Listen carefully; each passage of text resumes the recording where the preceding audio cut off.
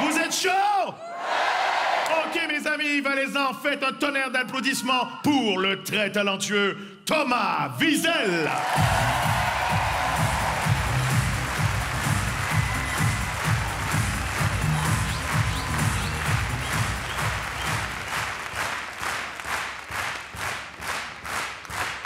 Bonsoir.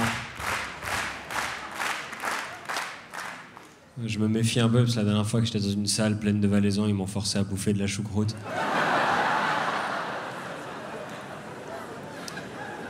Moi aussi, je suis là ce soir, je pense que c'est une requête de la sécurité du Palladium de Champéry, parce qu'ils ont vu Anthony Cavana qui est hyper beau. Et du coup, ils ont insisté auprès des organisateurs, ils ont dit « mettez Wiesel après pour calmer les femmes ». Chut, vous entendez ce bruit? C'est le bruit des vagins qui s'assèchent. Et là, la RTS, ils sont là. Il a dit vagin, il faut couper, il a dit vagin. Non, Anthony, il est quand même très très bon, Anthony. Bon, à chaque fois que je le vois, il a changé quelque chose à ses cheveux. C'est un peu le Lady Gaga de l'humour. Mais c'est un sex symbole international. Il est connu dans le monde entier. Il a choisi de marier une Valaisanne. Si ça, c'est pas la preuve que le syndrome de Stockholm existe. J'étais déjà là à Champéry l'année passée. Et après le spectacle, on m'a emmené dans le bar de Champéry, La Crevasse. Ah, qui porte bien son nom, hein. Parce que tu y vas pas de ton plein gré, tu tombes dedans par accident à La Crevasse. Et une fois que tu sors, t'as des séquelles à vie.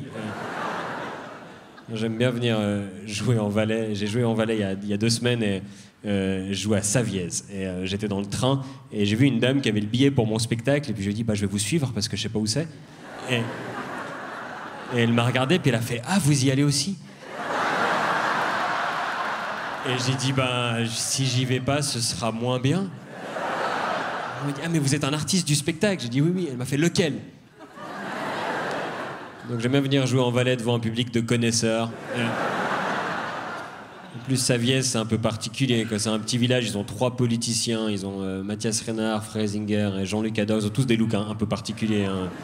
Oscar Freisinger, il a une queue de cheval. Mathias Renard, il a un piercing à l'arcade. Jean-Luc Ador, il a un piercing au cerveau.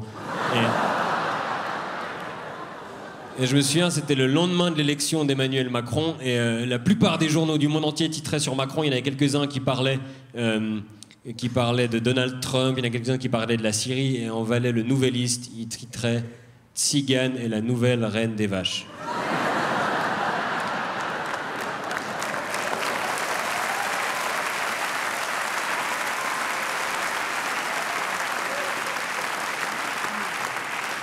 Ah, vous avez le sens des priorités en Valais, hein.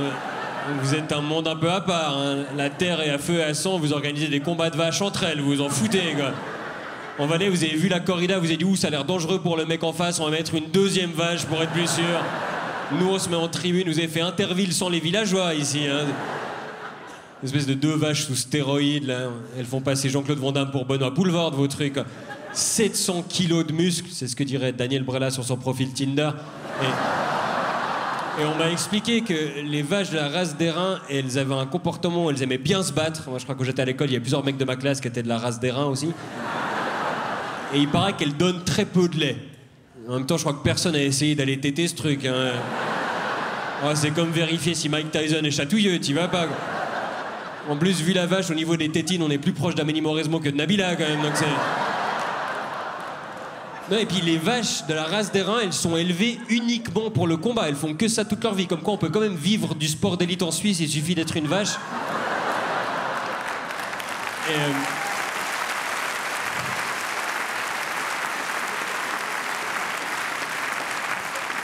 Et à la fin du week-end de combat, donc vous couronnez la reine des reines, qui s'appelle toujours genre Chouchou, Poésie ou Shakira. Non, moi, c'est pas le premier truc qui vient en tête quand je vois une de ces vaches, quoi. Non mais l'éleveur qui appelle sa vache Shakira, j'ai pas envie de savoir ce qu'il fait avec quand il est tout seul. Puis après, ils interviewent l'éleveur qui a gagné, puis t'as toujours l'impression que t'aurais eu plus de phrases complètes si t'avais tendu le micro à la vache.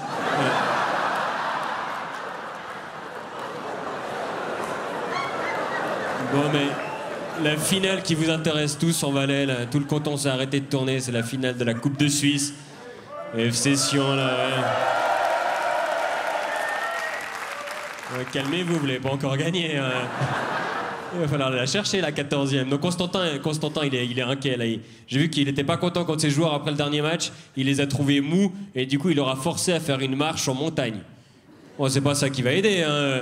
Bientôt, il va les inscrire à Sierzinal la veille du match. Bon, je comprends pas, ils courent pas après le ballon, ils ont l'air fatigués. Mais il s'improvise préparateur physique, Constantin. Je sais pas, quand tu le vois, t'as pas l'impression qu'il a percé les secrets du fitness non plus. Non, puis là, il leur a fait écouter le speech d'un skieur de l'extrême. Qu'est-ce qu'il va raconter aux footballeurs? Je sais pas, faut bien attaquer la pente, pas avoir peur du vide, faut piquer dans le haut de la bosse. Ils vont débarquer au stade de Genève, ils vont dire « Chef, le terrain est plat, qu'est-ce qu'on fait ?» Moi, j'aime bien Constantin. Une fois, il avait rencontré Lionel Messi au Ballon d'Or à Zurich. Et juste après, à la RTS, ils lui ont demandé « Qu'est-ce que ça fait de rencontrer un grand monsieur du football ?» Puis il a dit « Je sais pas, faut lui demander. »